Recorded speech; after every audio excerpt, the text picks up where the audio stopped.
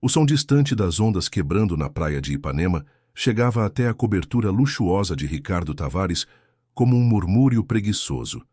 Ele estava de pé, encostado na balaustrada de vidro, vestindo apenas uma calça social preta e camisa branca aberta no peito. O vento trazia o cheiro salgado do mar, misturado ao aroma de charuto cubano que ainda queimava no cinzeiro de cristal sobre a mesa. Era quase meia-noite, mas a cidade não dormia. Lá embaixo, luzes de bares e restaurantes piscavam, carros cruzavam a orla, e risadas ecoavam de algum apartamento vizinho. Ricardo segurava o celular na mão direita, a tela ainda iluminada com o registro da ligação recebida minutos antes. As palavras que ouviu pareciam ecoar em sua mente como um martelo. Você não pode se esconder de Deus para sempre, Ricardo. Ele não respondeu na hora, apenas desligou. E agora, sozinho, fitava o horizonte negro onde o mar se confundia com o céu. Havia algo naquele telefonema que o perturbava profundamente, embora tentasse ignorar. Besteira, murmurou para si mesmo, como se pudesse convencer o próprio coração. Atrás dele, a sala refletia o retrato perfeito de sua vida. Sofás italianos, esculturas caras, quadros originais, uma coleção de vinhos raros. Havia quem dissesse que Ricardo era um homem abençoado, milionário antes dos 40, dono de empresas de logística espalhadas pelo Brasil, amigo de políticos e celebridades.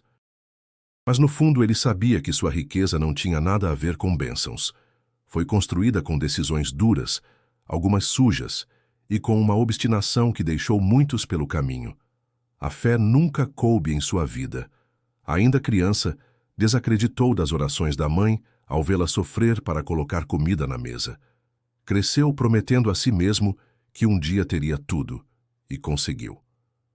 Mas junto com o dinheiro veio um vazio silencioso, que nem festas em Angra, viagens a Paris ou mulheres bonitas conseguiram preencher. O celular vibrou de novo. Mensagem de um amigo. Tá rolando after na Barra. Bora? Ele não respondeu. A verdade é que naquela noite algo parecia diferente. O barulho da cidade parecia mais distante, como se o mundo estivesse prestes a mudar e ele ainda não tivesse percebido. Sua respiração estava mais pesada e o silêncio entre as batidas do coração lhe parecia longo demais. Encostou as mãos na balaustrada, fechou os olhos por um instante e respirou fundo. Quando abriu, sentiu uma estranha pressão no peito. Não era dor física, mas como se alguém o observasse. Virou o rosto para dentro da sala e, por um instante, achou ver uma sombra passar. Tá ficando maluco, Ricardo, disse em voz baixa, tentando sorrir. Ele não sabia, mas aquela noite era apenas o início. Em poucos dias, tudo o que considerava seguro seria virado de cabeça para baixo. E não seria o mercado, nem a política, nem um inimigo nos negócios que causaria isso, mas algo muito maior, algo que ele jamais poderia controlar. Antes de continuar essa história, quero te pedir uma coisa. Se você gosta de histórias reais e impactantes como esta, se inscreva no canal agora. Assim você não perde os próximos capítulos dessa jornada impressionante. Ricardo deu mais um trago no charuto, apagou-o com força e caminhou até a cozinha. Abriu uma garrafa de uísque e serviu-se sem gelo, levando o copo até o sofá. Sentou-se e passou a mão pelos cabelos. O telefone tocou novamente. Desta vez, era um número que ele reconhecia de imediato, o de Carolina, sua irmã mais nova. "O que foi, Carol?" perguntou, já se preparando para ouvir algum drama familiar. Do outro lado, a voz dela tremia. "É a mamãe, Ricardo. Aconteceu uma coisa grave." O silêncio que se seguiu foi cortante. Ele ficou olhando fixamente para o copo de uísque, enquanto o som distante das ondas se misturava à respiração pesada da irmã na linha. "O que aconteceu?" perguntou com a voz mais baixa. A resposta veio como um golpe. "Ela está no hospital. Um AVC. Os médicos disseram que é grave." Ricardo fechou os olhos, mas não sentiu lágrimas. Apenas um incômodo profundo, como se um peso tivesse sido colocado sobre seu peito. Não sabia ainda, Mas aquela ligação era a primeira rachadura no império que construíra e no muro que erguera contra Deus por toda a vida. Ricardo Tavares nasceu no subúrbio do Rio de Janeiro, em uma casa simples de tijolos aparentes, cercada por um quintal com pé de manga e um portão sempre aberto. Filho de Lourdes, costureira, e de Antônio, mecânico, cresceu ouvindo o barulho constante das máquinas da oficina e o rádio ligado na cozinha, onde a mãe cantava músicas antigas enquanto costurava. A infância foi marcada por dificuldades, mas também por pequenos gestos de amor que ele, na época, não valorizava. Na escola pública do bairro, Ricardo era inteligente e rápido para aprender, mas inquieto. Preferia contar dinheiro no mercadinho da esquina, ajudando o dono a ficar copiando lições de matemática. Desde cedo, demonstrava habilidade para negociar. Aos 13 anos, já revendia peças de bicicleta e jogos usados para colegas, sempre tirando um lucro. Seu pai, homem de poucas palavras, acreditava que o filho precisava aprender a trabalhar para não virar vagabundo. Mas também carregava uma visão rígida de moral, que Ricardo considerava um fardo. As discussões entre pai e filho eram frequentes, especialmente quando o assunto era a fé. Lourdes, devota de Nossa Senhora, insistia para que ele fosse à missa, mas ele ia apenas para evitar brigas. Quando Antônio morreu, vítima de um infarto fulminante, Ricardo tinha 17 anos. A perda o marcou, mas não o suavizou. Pelo contrário, reforçou sua determinação de nunca depender de ninguém, nem mesmo de Deus. Abandonou os estudos e mergulhou em trabalhos informais, até conseguir juntar dinheiro suficiente para investir em um pequeno negócio de transportes, usando uma velha Kombi emprestada de um tio. A partir dali, sua ascensão foi rápida. Comprou caminhões, abriu filiais, formou sociedade com empresários influentes. Com o tempo, acumulou uma fortuna considerável. Sua mudança para a zona sul do Rio foi o símbolo de que havia vencido na vida. O estilo de vida de Ricardo refletia seu sucesso. Jantares caros no Jardim Botânico, festas de Réveillon exclusivas em Copacabana, finais de semana em Angra dos Reis, cercado de amigos que viviam do brilho do seu dinheiro. Tinha carros importados, relógios suíços, ternos sob medida. Para ele, tudo isso era prova de que estava no caminho certo. Mas havia algo que o incomodava, mesmo que raramente admitisse: a relação distante com a família. Depois da morte do pai, ele se afastou da mãe e da irmã. Lourdes, apesar de tudo, nunca deixou de tentar se aproximar. Mandava mensagens curtas, convidando-o para almoçar no interior de Minas, onde havia se mudado anos antes para ficar perto de parentes. Ele quase nunca aceitava. Sempre havia uma reunião, uma viagem, um assunto urgente. Carolina, a irmã mais nova, herdou o jeito doce da mãe, mas também uma determinação silenciosa. Formou-se em enfermagem e se mudou para trabalhar em um hospital público de Belo Horizonte. O contato entre eles se resumia a aniversários e raras conversas de fim de ano. No fundo, Ricardo justificava essa distância como parte do jogo da vida. Acreditava que sentimentos eram fraquezas. Preferia manter as pessoas à distância, investindo sua energia apenas em negócios e conquistas materiais. Mas nos últimos meses algo começou a mudar. As festas já não tinham o mesmo sabor, as viagens internacionais pareciam repetitivas e o prazer de fechar grandes contratos durava menos. Sozinho na cobertura, às vezes se pegava olhando para o teto, sem saber por que sentia um vazio no peito. Era como se, apesar de todo o luxo, faltasse algo essencial. E, embora tentasse sufocar essa sensação com mais trabalho e diversão, ela sempre voltava. Ele não imaginava que esse vazio tinha raízes antigas, nem que algo muito além do seu controle estava prestes a trazê-lo à tona de forma inevitável. Enquanto segurava o celular, relembrando a ligação da irmã na noite anterior, Ricardo sentiu uma pontada estranha no estômago. Não era apenas preocupação.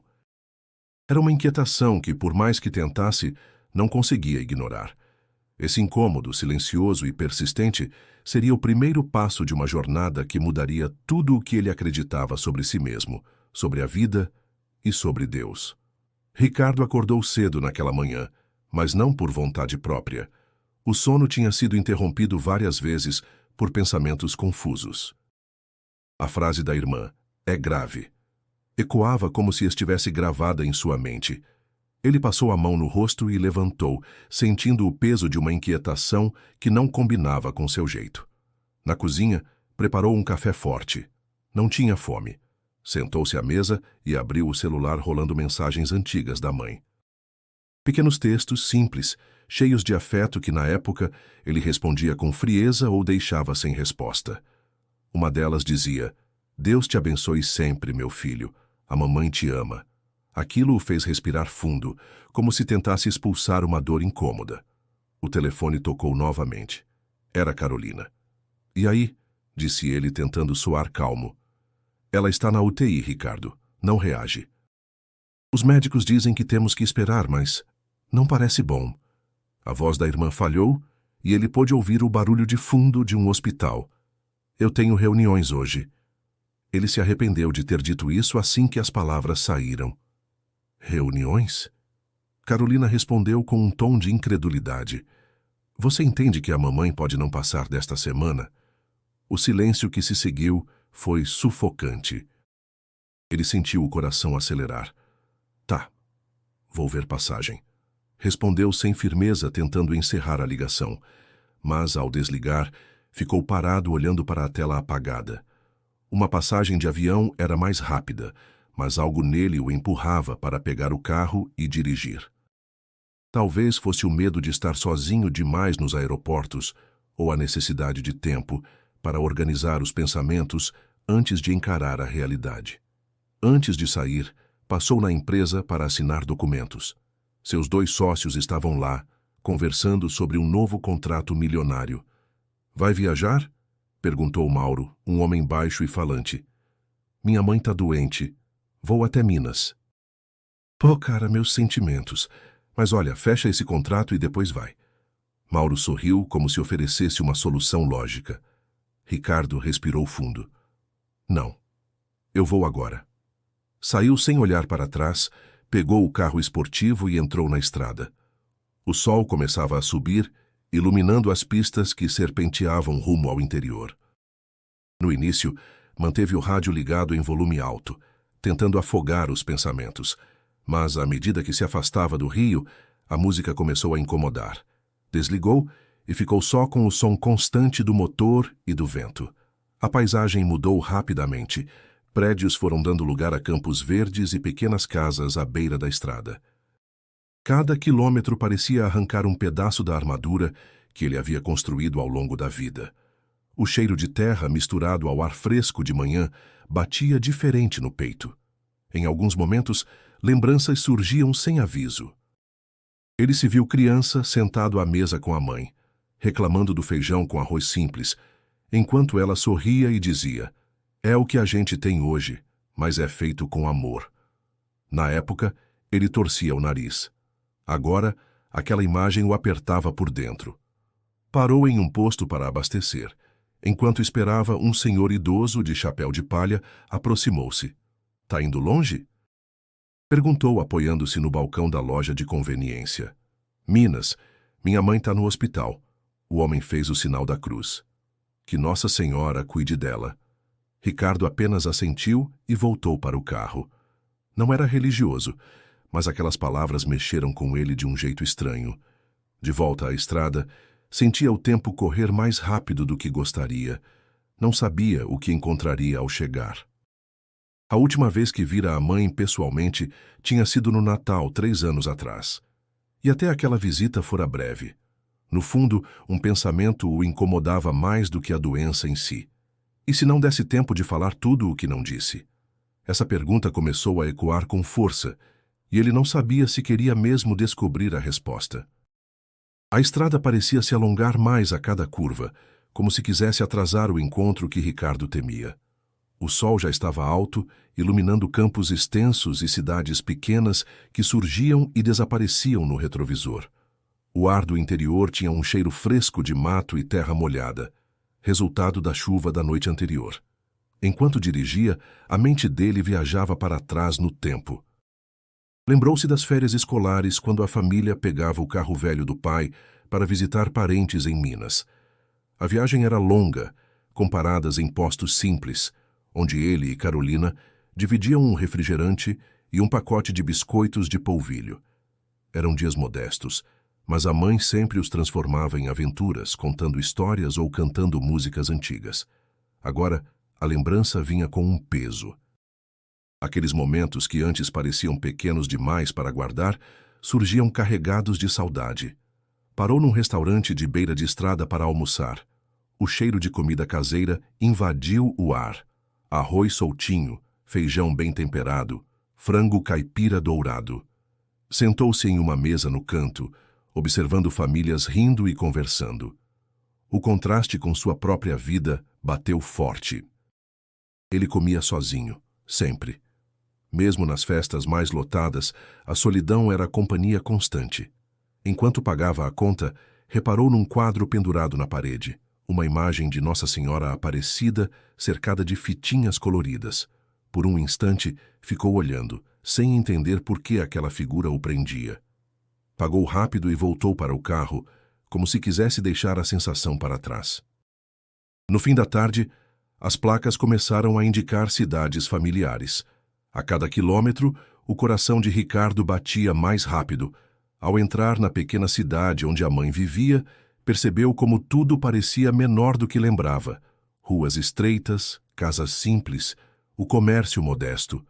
Crianças brincavam na calçada e o cheiro de pão fresco vinha de uma padaria na esquina. Dirigiu até a casa da mãe, mas não entrou. Ficou parado no carro, observando o portão verde descascado, as cortinas de renda na janela, as mesmas de anos atrás. Lembrou-se das vezes em que prometeu visitá-la, e não foi. Ligou o carro de novo e seguiu direto para o hospital. O prédio branco de 2 andares tinha um ar silencioso e cansado. Estacionou e entrou. O cheiro de álcool e desinfetante tomou o ambiente. Procurou a recepção e perguntou pela mãe. A atendente pediu para aguardar e avisou que chamaria um familiar. Minutos depois, Carolina apareceu no corredor. Usava um jaleco branco e parecia exausta. O olhar dela misturava alívio e mágoa. "Você veio mesmo?" disse, cruzando os braços. "Claro que vim." "Claro?" ela repetiu com um leve sarcasmo. "Faz quanto tempo que não vê a mamãe, Ricardo?" Ele respirou fundo. "Não vim aqui para discutir, quero saber dela." "Ela está muito fraca, não sei se vai reconhecer você." As palavras da irmã ecoaram pesadas. Caminharam juntos pelo corredor estreito, onde se ouviam apenas passos e o bip distante de monitores. Passaram por portas abertas, revelando pacientes dormindo ou olhando o teto, e Ricardo sentiu um aperto no peito. Pararam diante de uma porta fechada. Carolina pousou a mão na maçaneta, mas antes de abrir, olhou para ele. "Não espere encontrar a mesma mãe de antes. Ela mudou muito, e não só pela doença." Ele assentiu em silêncio, sentindo que aquela frase escondia mais do que parecia. O ar ali estava pesado, e por um instante ele quis voltar para o carro, fugir de tudo. Mas algo, talvez orgulho, talvez culpa, o manteve parado. Quando a porta se abriu, ele viu a sombra frágil que antes fora uma mulher cheia de energia. E naquele instante, sem ainda dizer uma palavra, percebeu que o passado estava prestes a cobrar a conta. O quarto era pequeno, iluminado por uma luz suave que caía sobre a cama. O som do monitor cardíaco marcava um ritmo constante, quase hipnótico. Ricardo deu alguns passos hesitantes, sentindo o chão frio sob os sapatos. O cheiro de hospital parecia mais forte ali, misturado ao aroma fraco de lavanda vindo de um pequeno difusor sobre a mesa. Lourdes estava deitada, os cabelos grisalhos espalhados sobre o travesseiro. O rosto marcado por rugas ainda carregava uma serenidade que contrastava com a fragilidade do corpo. Os olhos, semicerrados, se abriram lentamente quando perceberam a presença dele. "Ricardo."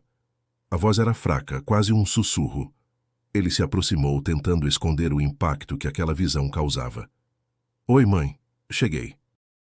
Um sorriso leve surgiu no rosto dela, como se aquela simples presença fosse suficiente. Eu sabia que você viria. Nossa Senhora sempre cuida dos filhos. Ele evitou o assunto religioso, puxando uma cadeira para se sentar ao lado da cama. Como está se sentindo? Cansada, mas feliz porque posso falar com você.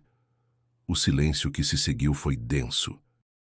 Ele olhava para as mãos dela, magras, com veias saltadas, lembrando-se de quantas vezes essas mesmas mãos prepararam sua comida, costuraram suas roupas, o acolheram quando criança. Lourdes respirou fundo, como se precisasse de coragem.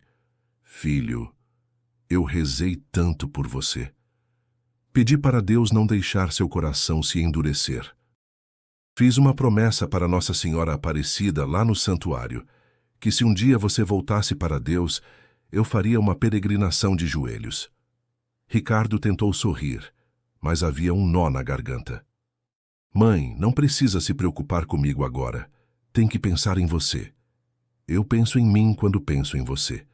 Ela fechou os olhos por um instante, a respiração levemente acelerada. Você tem tudo, Ricardo.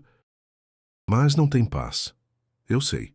Ele ficou em silêncio, sentindo-se exposto de um jeito que odiava. Aquilo o irritava e o tocava ao mesmo tempo. Descansa, a gente fala disso depois. Pode ser que não tenha depois, meu filho. O olhar dela era firme, apesar da voz fraca. Se eu for embora, quero ir sabendo que você vai encontrar o caminho. As palavras dela entraram fundo, como lâminas, cortando defesas que ele carregava há anos. Ele tentou se mexer na cadeira, procurando um jeito de fugir daquele momento, mas não havia para onde correr. Eu não sei, murmurou, olhando para o chão. Não precisa saber agora. Só abre seu coração e lembra que Deus nunca desistiu de você. Por alguns segundos, nenhum som além do monitor preencheu o quarto. Ele segurou a mão dela, sentindo a pele fria e frágil. Não sabia como, mas aquele gesto parecia mais importante do que qualquer contrato que já havia assinado. Carolina entrou discretamente, observando os dois. Ficou em silêncio, apenas pousando a mão no ombro do irmão. O médico disse que ela precisa descansar, falou baixinho. Ricardo se levantou, mas antes de sair, a mãe apertou sua mão com força surpreendente. Eu te amo, Ricardo. Não esquece disso. Ele a encarou, engolindo as palavras que queria dizer, e apenas assentiu. Ao sair do quarto, sentiu como se tivesse deixado algo para trás, algo que não sabia se conseguiria recuperar. Naquela noite, hospedado em um pequeno hotel da cidade, tentou dormir, mas o sono não veio. Por volta das 3 da manhã, o telefone tocou. Era Carolina. Ricardo, a mamãe? Ela se foi. O silêncio foi absoluto. Nenhuma lágrima caiu, mas a sensação de vazio era esmagadora. Ele ficou sentado na cama, olhando para o nada, enquanto uma única frase da mãe ecoava na mente. Deus nunca desistiu de você. A manhã do velório amanheceu nublada, com um vento frio incomum para a época. Ricardo chegou cedo à pequena capela da cidade, vestindo um terno preto impecável, que destoava da simplicidade do lugar. O cheiro de flores misturado ao de vela queimada enchia o ar, criando uma atmosfera silenciosa e densa. O caixão, cercado por coroas enviadas por vizinhos e amigos da mãe, estava no centro. Ao redor, pessoas que ele mal lembrava se aproximavam para abraçá-lo, algumas dizendo palavras de consolo, outras apenas fazendo o sinal da cruz. Ele respondia com acenos discretos, sem conseguir manter contato visual por muito tempo. Carolina estava ao lado do caixão, conversando baixo com uma senhora de véu preto. Quando o viu, fez um leve aceno com a cabeça. Ele se aproximou, olhou para o rosto sereno da mãe e sentiu um aperto forte no peito. Parece que ela está só dormindo, murmurou, sem esperar resposta. Dormindo nos braços de Deus, respondeu a irmã com a voz firme, mas os olhos marejados. Enquanto o padre local iniciava as orações, Ricardo tentava se concentrar nas palavras, mas a mente vagava. Lembrava das vezes em que ignorou as ligações da mãe, das desculpas inventadas para não visitá-la, das conversas encerradas com respostas curtas. Cada lembrança vinha como um golpe, e ele não conseguia evitar a sensação de que tinha falhado. Durante a missa, uma idosa se aproximou dele. Era baixa, com o rosto marcado pelo tempo e olhos claros que pareciam enxergar além. "Meu filho, Nossa Senhora vai chamá-lo. Esteja preparado." Disse isso de forma tão tranquila que ele não conseguiu reagir. Apenas ficou olhando enquanto ela se afastava. As palavras ecoaram dentro dele, como se tivessem um peso que ele não compreendia. Vai chamá-lo. O que aquilo queria dizer? Quando o cortejo seguiu para o cemitério, Ricardo caminhou em silêncio. O som dos passos sobre a terra úmida e o canto distante de um galo quebravam a quietude do momento. No instante em que a primeira pá de terra caiu sobre o caixão, uma sensação estranha percorreu seu corpo, não de tristeza comum, mas de algo mais profundo, quase físico, como se uma parte dele estivesse sendo enterrada junto. Após o enterro, a família e alguns vizinhos se reuniram na casa da mãe para um café simples. Na mesa, pão caseiro, bolo de fubá e café fresco. Ele ficou encostado na parede, observando as conversas sem conseguir participar.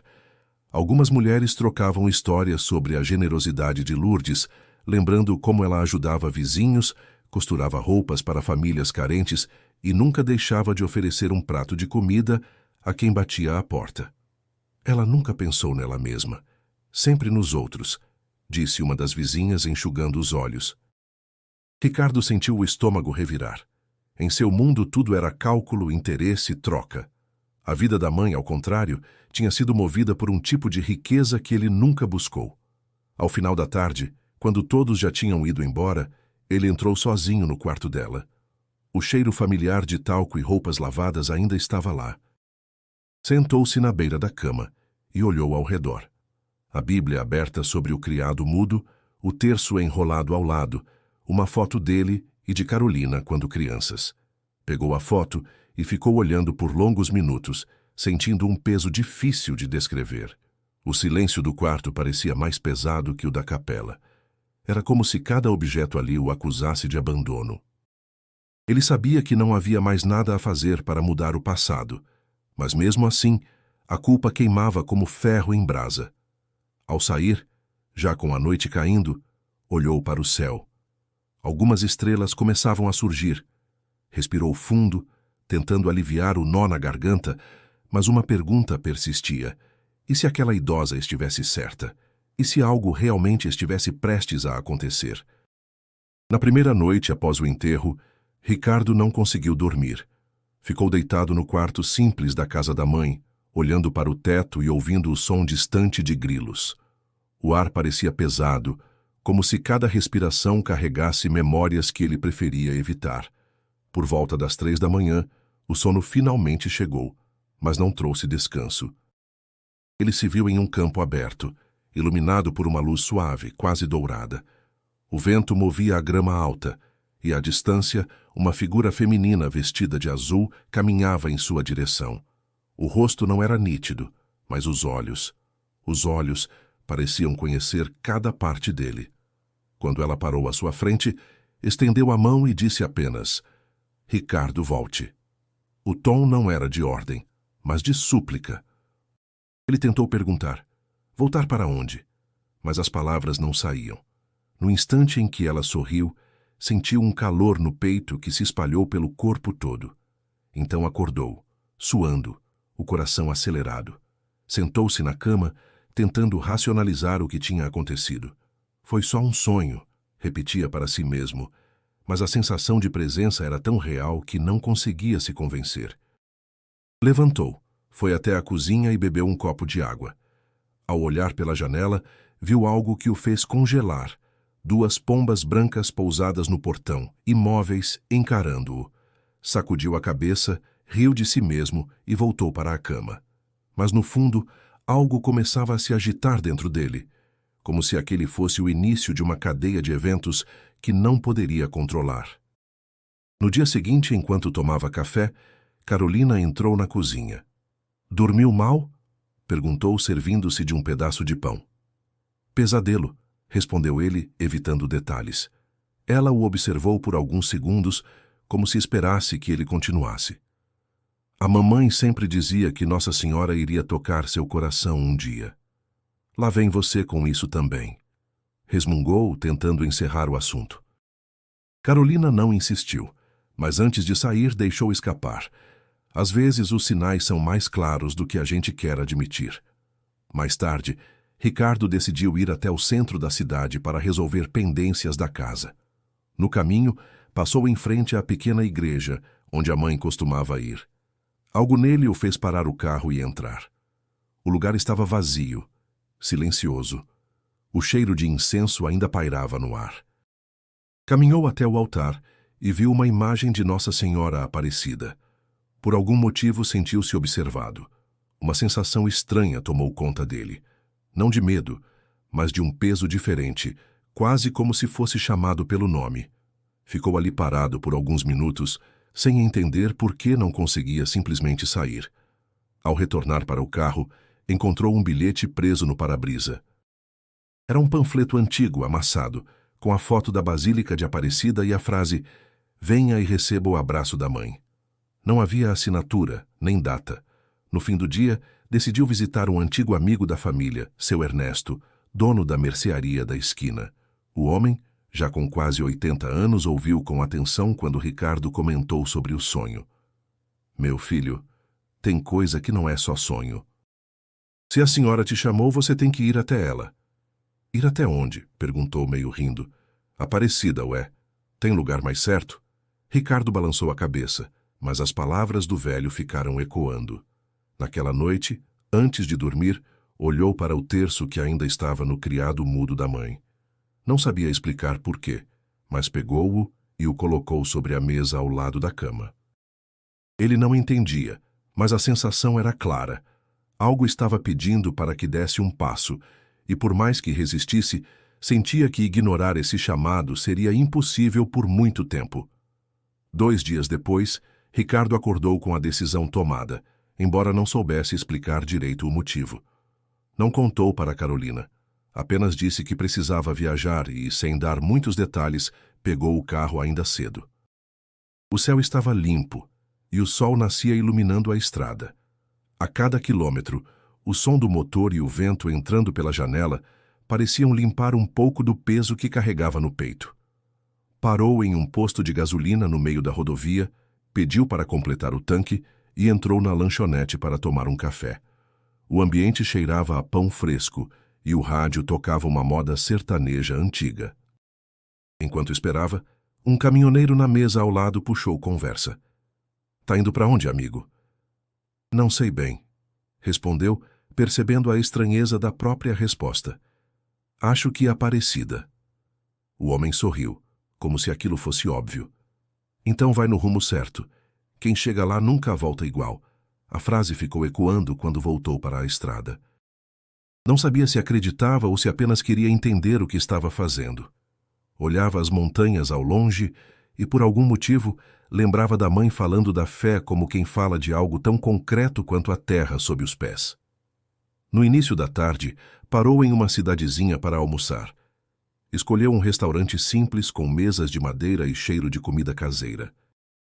A dona, uma senhora simpática, perguntou se estava a passeio. Mais ou menos", respondeu ele, evitando detalhes. "Se for para a Aparecida, aproveita e acende uma vela. Às vezes a gente pede uma coisa e recebe outra melhor", disse ela, colocando o prato à sua frente. Depois de comer, continuou viagem. O caminho ficou mais movimentado, e logo começaram a aparecer placas indicando a direção da Basílica Nacional. A cada placa, uma estranha mistura de ansiedade e curiosidade aumentava dentro dele. No final da tarde, avistou pela primeira vez a imensa torre da Basílica despontando no horizonte. O sol já descia, pintando o céu de tons alaranjados. A imagem do templo, imponente no meio da cidade, causou-lhe um impacto inesperado. Não era apenas um prédio. Parecia carregar algo vivo, que se sentia mesmo de longe. Ao entrar na cidade, percebeu que tudo girava em torno do santuário. Lojas de artigos religiosos, hotéis simples, barracas vendendo terços, escapulários e imagens. Estacionou o carro próximo à praça e ficou alguns minutos observando o movimento de peregrinos. Famílias inteiras caminhavam de mãos dadas, algumas pessoas subiam a passarela de joelhos, outras rezavam em silêncio. Uma senhora passou por ele carregando uma vela acesa e o olhou nos olhos. Não disse nada, mas o sorriso que deu parecia carregar um recado silencioso. Ricardo respirou fundo, olhando para a entrada principal da basílica. A vontade de entrar era forte, mas também havia um certo receio, como se estivesse prestes a cruzar um limite que mudaria tudo. Pensou em voltar ao carro, mas seus pés começaram a se mover sozinhos na direção das portas. Quando finalmente parou diante delas, o cheiro de incenso escapando do interior o envolveu. Um murmúrio de vozes e cânticos vinha lá de dentro, misturado ao som suave de passos sobre o piso de pedra. Ficou parado por alguns segundos, tentando entender por que seu coração batia tão rápido. Ele ainda não sabia o que iria encontrar lá dentro, mas tinha a clara sensação de que essa viagem não era obra do acaso, e pela primeira vez em muito tempo, não queria lutar contra isso. Ricardo cruzou as portas da basílica e foi imediatamente envolvido por uma atmosfera diferente de qualquer lugar que já havia conhecido. O som suave dos cânticos misturava-se ao eco dos passos no piso de pedra, criando uma sensação de reverência difícil de explicar. O ar estava impregnado de incenso e a luz que entrava pelos vitrais projetava cores quentes no chão. Ele caminhou devagar, observando as colunas imponentes e os rostos concentrados dos fiéis. Alguns estavam ajoelhados, outros com as mãos erguidas, outros apenas em silêncio. Sentiu-se deslocado, mas não no sentido hostil. Era como se estivesse diante de um espaço onde o tempo corria de forma diferente. Aproximou-se do altar central. No nicho, a pequena imagem de Nossa Senhora Aparecida, cercada de flores, parecia irradiar uma presença viva. Ele ficou parado, olhando, como quem tenta entender algo que não se explica. Por um momento, esqueceu-se de onde estava e do motivo que o trouxera até ali. Sem perceber, aproximou-se mais. Seus olhos se fixaram na imagem e uma estranha sensação começou a crescer. Não era apenas emoção, era um calor intenso no peito, acompanhado de uma vontade de chorar que ele não entendia. Piscar não ajudava. Parecia que a estátua se tornava mais nítida, como se ganhasse vida. De repente, tudo ao redor ficou em silêncio. Não ouviu mais passos, nem vozes, nem cânticos, apenas o som do próprio coração. E então, como no sonho, ela estava lá, não de porcelana, mas viva. Vestia o mesmo manto azul, o rosto sereno, e olhava para ele com ternura e profundidade. Ricardo, a voz soou clara, embora ninguém mais parecesse perceber. Eu conheço suas feridas. Ele não se moveu. As lágrimas começaram a escorrer sem que pudesse controlar. Por que eu? Perguntou num tom quase infantil. Porque você se perdeu e acha que não há caminho de volta. Mas há, sempre há. O calor no peito se intensificou, espalhando-se pelos braços, pelas mãos. Ele queria dizer algo, mas a voz falhou.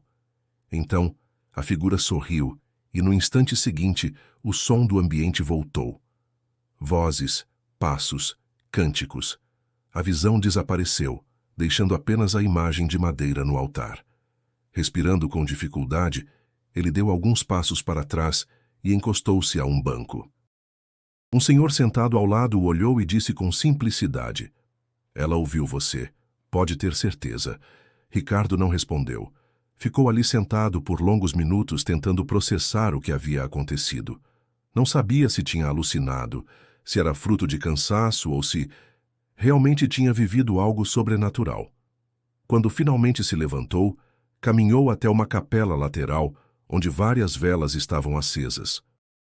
Pegou uma, acendeu e ficou olhando a chama. Não fez nenhuma oração formal, apenas pensou na mãe, nas palavras que ela havia dito sobre Deus nunca desistir dele. Ao sair da basílica, a luz do fim de tarde o envolveu. O ar parecia mais fresco e cada som da cidade soava mais claro. Sentia-se estranho, não leve, mas como se tivesse carregado um peso a vida inteira, e só agora percebesse o quanto era pesado. Sentou-se num banco da praça e ficou olhando as pessoas passarem. Crianças riam, casais tiravam fotos, idosos caminhavam devagar.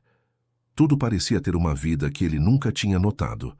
A visão que tivera ainda pulsava dentro dele. Era impossível simplesmente voltar para casa e fingir que nada tinha acontecido.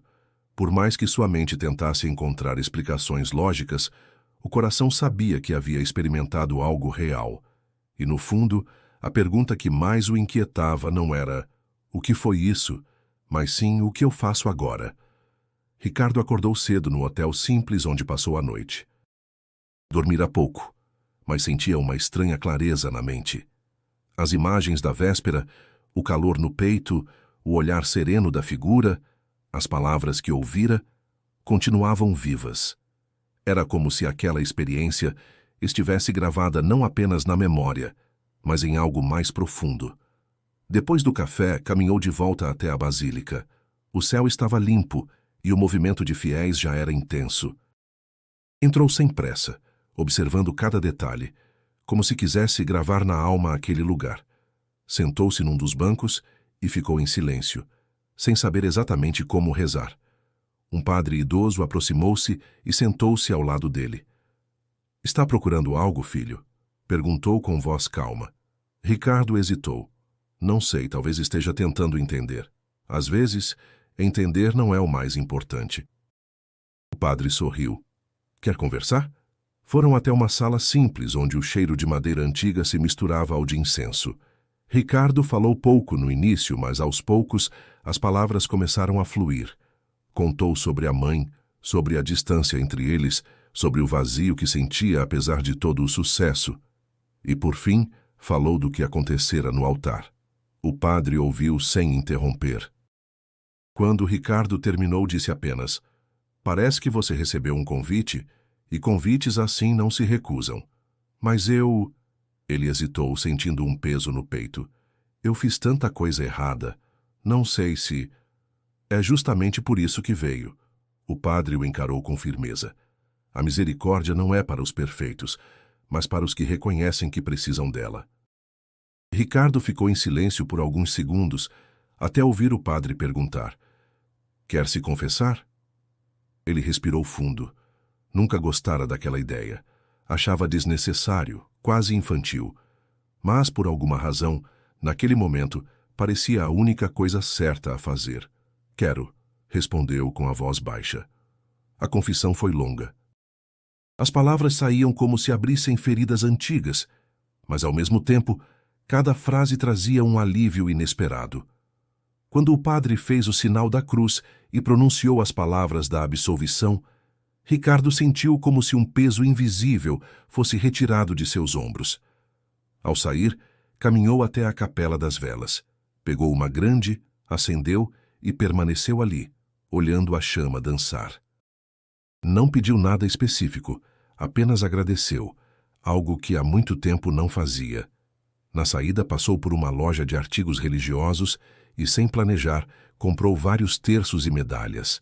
Ao perguntar o preço, percebeu que poderia pagar aquilo centenas de vezes sem sentir falta. Então tirou um maço de dinheiro da carteira e disse à vendedora: "Quero que esse valor seja para ajudar quem precisa." "Mas não diga que fui eu." A mulher ficou surpresa, mas agradeceu. Ricardo saiu antes que alguém tentasse conversar. De volta à praça, sentou-se num banco e observou o movimento. Um grupo de jovens entregava marmitas a moradores de rua. Uma senhora ajudava um idoso a atravessar. Pequenos gestos que ele nunca teria notado antes agora pareciam grandes demais para serem ignorados. Ele sabia que não voltaria para o Rio da mesma forma. Algo havia mudado, não apenas na forma como via o mundo, mas na maneira como queria viver nele. Ainda não tinha todas as respostas, mas sentia que o primeiro passo estava dado. E pela primeira vez em muitos anos, Ricardo tinha vontade de voltar para casa, não para continuar acumulando coisas, mas para começar a devolver um pouco do que havia recebido. Ricardo voltou ao Rio com a certeza de que não era mais o mesmo, mas rapidamente percebeu que o mundo à sua volta continuava igual. Logo no primeiro dia na empresa, Os sócios estavam reunidos para discutir um contrato milionário com uma multinacional. Esse é o negócio que vai nos colocar num novo patamar, disse Mauro, com os olhos brilhando. Ricardo folheou os papéis e sentiu um desconforto ao ver cláusulas obscuras. Isso aqui envolve propina? Perguntou encarando o outro sócio, Arnaldo. Não vamos ser ingênuo, respondeu Arnaldo dando de ombros. Todo mundo faz. Ricardo respirou fundo. Antes, teria ignorado. Agora, algo nele não permitia. Eu não vou assinar isso. O silêncio caiu na sala. Mauro franziu a testa. Tá falando sério. É dinheiro demais para deixar passar. Dinheiro que vai custar minha paz, disse, levantando-se. A tensão aumentou nos dias seguintes. E-mails frios, olhares atravessados, comentários velados. Aos poucos começou a perceber que estava sendo isolado das decisões. Até amigos próximos pareciam desconfortáveis na sua presença. Certa noite, recebeu uma mensagem de um antigo parceiro de festas. Você sumiu, ficou chato. Tá virando padre agora? Ele não respondeu, mas ficou olhando a tela do celular, sentindo um misto de tristeza e alívio. No meio dessa turbulência, um escândalo estourou. Um dos contratos antigos da empresa estava sendo investigado por fraude. Ricardo foi chamado para depor.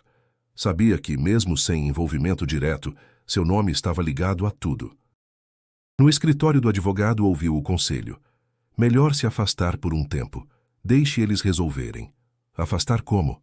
Venda sua parte. Pegue o dinheiro e siga sua vida.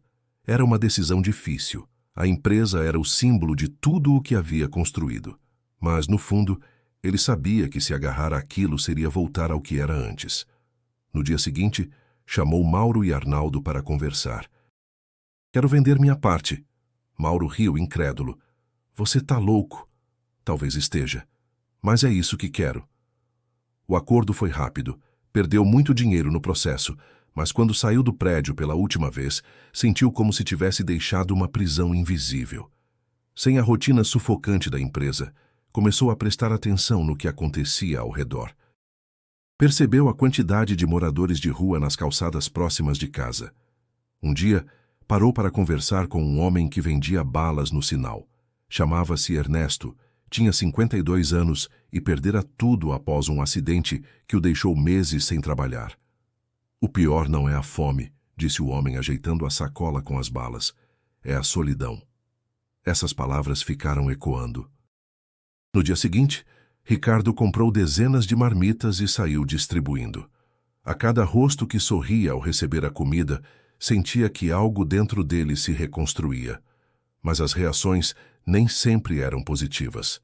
Alguns conhecidos começaram a criticá-lo, dizendo que estava desperdiçando tempo e dinheiro. Outros insinuavam que aquilo era jogada de imagem. Ele ignorava, mas as vozes externas testavam sua determinação. Numa noite chuvosa, enquanto ajudava a entregar cobertores, recebeu uma ligação de Mauro.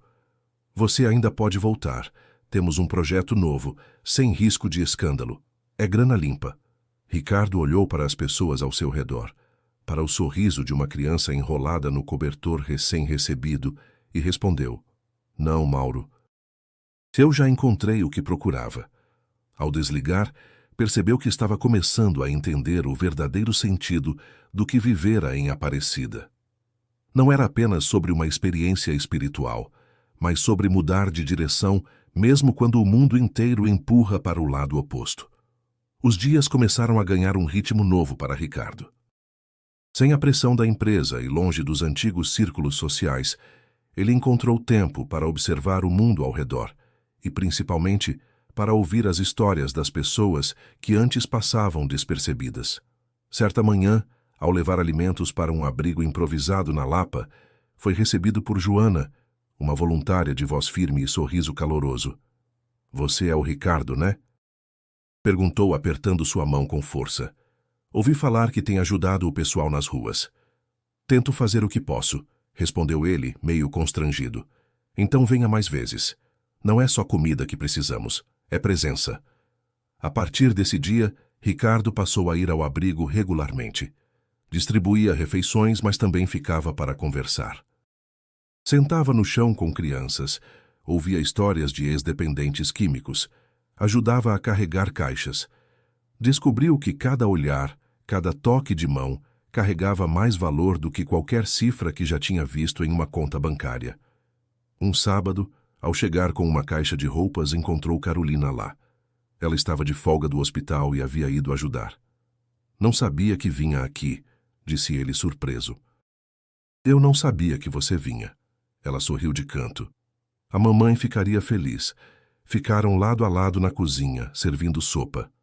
Em um momento, Carolina olhou para ele e disse: Eu não sei o que aconteceu com você em Aparecida, mas sei que não é o mesmo homem que deixou nossa mãe esperando tantas vezes. Ele respirou fundo, sentindo o peso e, ao mesmo tempo, o alívio daquela frase. Eu também não sei explicar tudo. Só sei que encontrei algo que não quero perder. Além do abrigo, começou a apoiar projetos pequenos em comunidades carentes, financiou a compra de material escolar para uma creche e ajudou um grupo de jovens músicos a comprar instrumentos. Não queria que seu nome fosse divulgado, preferia que os agradecimentos fossem para Deus, como ouvira tantas vezes de Lourdes. Mas as mudanças não eram apenas externas. Dentro dele algo se consolidava. Certa noite, ao voltar para casa depois de um dia inteiro de trabalho voluntário, sentou-se à mesa e percebeu que não sentia mais aquela necessidade de preencher o vazio com luxos. O apartamento ainda era o mesmo, mas parecia menos frio. No entanto, havia momentos de cansaço. Nem todos recebiam sua ajuda com gratidão. Algumas pessoas desconfiavam, outras recusavam. Em um desses dias difíceis, sentado num banco de praça, ouviu uma senhora comentar com outra: Ele pode até ter dinheiro, mas não compra o passado que teve. As palavras doeram, mas também o lembraram de que não estava ali para provar nada a ninguém. Certa tarde, enquanto ajudava um menino a carregar sacolas, percebeu que estava sorrindo de verdade. Não o sorriso de negócios, calculado e polido, mas um sorriso espontâneo, nascido de um gesto simples. Antes de ir embora, Joana se aproximou. Sabe, Ricardo, quando a gente ajuda alguém, também é ajudado. Talvez você tenha vindo para salvar essas pessoas, mas aposto que, no fundo, é elas que estão salvando você. Ele olhou para o chão, sentindo um nó na garganta. Você não sabe o quanto está certa. A cada semana, sentia-se mais ligado àquele novo caminho. Ainda não tinha todas as respostas, mas percebia que, quanto mais se doava, mais livre se tornava. E mesmo sem perceber, estava se preparando para enfrentar a prova mais difícil que ainda viria. O início de novembro trouxe dias quentes ao Rio e uma inesperada proposta. Ricardo estava no abrigo, ajudando a organizar caixas de doações, quando recebeu uma ligação de Mauro. A voz do ex-sócio estava mais amena do que nas últimas conversas. Preciso falar com você. É sério. Pode ser hoje? Perguntou. Se for sobre voltar para a empresa, não adianta. Não é isso, é uma nova sociedade limpa, sem risco nenhum. E, Ricardo, é dinheiro grande. Muito grande. No fim da tarde, por curiosidade ou prudência, ele aceitou encontrar Mauro num café no Leblon. O amigo apresentou um projeto de logística sustentável, com investidores estrangeiros e promessas de lucros milionários em menos de 2 anos. Você entra como sócio e imagem. Não precisa se envolver em nada sujo. É a chance de recuperar tudo o que deixou para trás, disse Mauro com um sorriso persuasivo. Ricardo ficou em silêncio. Antes, teria fechado o negócio na hora. Agora, algo nele hesitava. Lembrou-se do olhar de sua mãe, das palavras que ouvira em Aparecida e dos rostos que encontrava todos os dias no abrigo. Quanto tempo acha que vai levar para decidir? Insistiu Mauro. Não é sobre tempo, Ricardo respondeu olhando pela janela. É sobre saber se esse ainda é o meu caminho. Naquela noite ele não dormiu. O apartamento parecia menor, abafado. As cifras milionárias ecoavam na cabeça, misturadas a lembranças da vida antiga. Festas, viagens, poder. Era tentador e perigoso. Na manhã seguinte foi até o abrigo. Joana percebeu que ele estava diferente. Você tá com cara de quem tá brigando com um fantasma. Ele riu sem graça. Talvez esteja. Então lembra, fantasma só assusta quem deixa a porta aberta. As palavras ficaram ecoando. Ricardo decidiu visitar Carolina no hospital. Enquanto esperava no corredor, viu um menino de uns 8 anos, sentado sozinho, segurando um carrinho quebrado. Sentou ao lado dele. Esse carrinho é rápido? Perguntou. O menino deu de ombros. Era, mas quebrou. Posso tentar consertar? O garoto sorriu timidamente e entregou o brinquedo. Em poucos minutos, Ricardo improvisou um reparo e devolveu o carrinho. A alegria no rosto do menino foi tão genuína que ele sentiu algo apertar no peito. Quando Carolina chegou, ele comentou sobre a proposta de Mauro. Ela o olhou com seriedade. Você sabe a resposta, Ricardo. Só tá com medo de dizê-la em voz alta. É muito dinheiro. E a paz que você tem agora vale quanto? No caminho de volta, ele decidiu passar na igreja do bairro. Sentou-se no fundo sozinho e ficou em silêncio. Não pediu um sinal, mas, de alguma forma, esperava por um. Após alguns minutos, uma senhora entrou, ajoelhou-se e começou a rezar o terço. A cadência das palavras simples e repetitivas foi acalmando a mente dele. Saiu da igreja com a decisão tomada. Ligou para Mauro. Agradeço a oferta, mas não vou entrar. Você enlouqueceu de vez, é a sua chance. Já tive muitas chances assim, Mauro, e nenhuma delas me trouxe paz. Ao desligar, sentiu um alívio quase físico. Caminhou pela rua, notando o cheiro de pão saindo da padaria, o riso de crianças correndo na calçada, o vento quente do fim de tarde. Era como se o mundo tivesse ganhado novas cores. Ele sabia que aquele tinha sido o teste final, a última grande tentação para voltar à vida que havia deixado, e agora tinha certeza de que não havia mais espaço para ela. O mês de dezembro trouxe um convite inesperado. Joana, do abrigo, contou que haveria uma missa especial em Aparecida para voluntários de todo o país e que gostaria que ele fosse junto. Ricardo hesitou por alguns segundos, mas aceitou. Sentia que algo o chamava de volta àquele lugar. A viagem foi silenciosa. No ônibus lotado, ele olhava pela janela, observando as paisagens passarem, enquanto lembranças da primeira visita surgiam como flashes. O cheiro de incenso, a luz dos vitrais, o calor no peito. Chegaram à basílica no fim da tarde. O templo estava ainda mais cheio do que da primeira vez. Peregrinos cantavam, famílias rezavam de mãos dadas, e o som dos sinos ecoava pelo ar. Ricardo caminhou devagar até o altar, sentindo o mesmo frio na barriga de antes. Durante a celebração, o sacerdote falou sobre recomeços. Não importa quão longe você tenha ido, disse com voz firme, sempre há um caminho de volta para a casa do Pai. As palavras atingiram Ricardo de forma direta. Ele fechou os olhos por um instante e foi nesse momento que sentiu novamente aquela presença. O calor começou no peito e se espalhou pelo corpo. Quando abriu os olhos, a figura de manto azul estava diante dele, viva, serena, com o mesmo olhar que o desarmara meses antes. Ela não falou desta vez. Apenas sorriu, e no sorriso ele entendeu. Já havia escolhido o caminho, e agora era hora de segui-lo sem medo.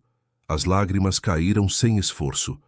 Ao redor, a missa continuava, mas para ele tudo estava em silêncio. Quando a visão desapareceu, sentiu uma paz profunda, diferente de qualquer sensação que já conhecera. Depois da celebração, Joana percebeu que ele estava emocionado. Aconteceu alguma coisa. Aconteceu. Mas não sei se consigo explicar. Ela sorriu. Algumas coisas não precisam ser explicadas, só vividas. No retorno ao Rio, Ricardo olhou para as mãos e pensou em quantas coisas elas já haviam feito. Contratos assinados, festas, negócios, e agora ajudando a distribuir comida, segurando crianças no colo, entregando abraços. Sentiu que cada gesto simples tinha mais valor do que todos os acordos milionários que já fechara. Nos dias seguintes, começou a organizar um projeto maior, transformar um antigo galpão abandonado em centro comunitário para cursos e atendimento social.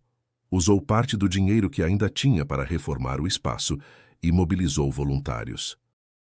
Carolina ajudou com a área de saúde. Joana coordenou as ações. E logo o lugar começou a ganhar vida. Um sábado, durante a inauguração, uma senhora se aproximou dele com um terço na mão. Você não me conhece, mas conheci sua mãe. Ela sempre dizia que seu filho ainda ia fazer grandes coisas por Deus. Acho que é hoje que começa. Ele segurou o terço, sentindo um nó na garganta. Olhou para o centro comunitário cheio de gente e entendeu que estava exatamente onde deveria estar. Naquela noite, ao voltar para casa, abriu a gaveta do criado mudo e encontrou o terço da mãe. Colocou-o sobre a mesa, acendeu uma vela e, pela primeira vez, fez uma oração longa. Não para pedir algo, mas para agradecer. A jornada ainda estava no início, mas ele sabia que, qualquer que fosse o futuro, a escolha estava feita. Viveria para servir, para construir, para retribuir. E, no fundo, tinha certeza de que não caminhava sozinho. O centro comunitário cresceu rapidamente. Em poucos meses já oferecia cursos de capacitação, atendimento médico básico e um espaço seguro para crianças brincarem. Ricardo, que antes não tinha tempo para nada que não fosse gerar lucro, agora passava boa parte dos dias ali, conversando com moradores, ouvindo histórias e ajudando a resolver problemas. Naquela manhã, estava sentado na área externa, observando um grupo de jovens praticando música com instrumentos doados. Carolina se aproximou, carregando uma pasta com relatórios. Você tem noção do que está acontecendo aqui? Perguntou sorrindo. Mais de 50 pessoas conseguiram emprego depois dos cursos. Não sou eu, Carol. É todo mundo junto. E se eu for sincero, é também a mão de Deus. Ela assentiu, emocionada. Mamãe estaria tão orgulhosa. Ricardo respirou fundo, olhando o movimento ao redor. Não havia nada de luxuoso ali. Paredes simples, móveis reaproveitados, chão de cimento. Mas cada detalhe tinha valor, porque carregava histórias de vidas mudadas, e de alguma forma ele sabia que era exatamente isso que sempre havia procurado, mesmo sem saber. À tarde sentou-se com Joana para discutir novas ideias. O próximo passo é montar uma cozinha comunitária, disse ela animada. E já temos gente querendo ajudar. Então vamos fazer, respondeu ele sem hesitar. Enquanto falavam, um menino de uns 10 anos se aproximou, segurando um papel amassado. Tio Ricardo, desenhei você. Ele abriu o papel e viu um rabisco colorido. Um homem sorridente, cercado por crianças, com um grande coração no peito. Sentiu os olhos marejarem. É o melhor presente que já ganhei, disse abraçando o garoto. No fim do dia voltou para casa. O apartamento estava mais silencioso do que nunca, mas agora não havia vazio, havia paz. Acendeu a luz da sala, pegou o terço da mãe e sentou-se para rezar. Não era uma oração apressada ou automática. Falou com Deus como quem conversa com um amigo, agradecendo por cada passo que o tirou do orgulho e o trouxe até ali. Depois foi até a varanda. O sol se punha, pintando o céu com tons de laranja e dourado. As luzes da cidade começavam a acender, e ele pensou em como a vida podia mudar de forma tão radical quando se abria espaço para algo maior que si mesmo. Pegou o celular e gravou um áudio para Carolina. Sabe, eu percebi que o maior tesouro que a gente pode ter não cabe numa conta bancária. É o que a gente planta no coração dos outros. Guardou o telefone e ficou mais um tempo observando o horizonte. Sentia que a jornada estava apenas começando, mas não tinha pressa. Agora cada dia era uma oportunidade de fazer a diferença.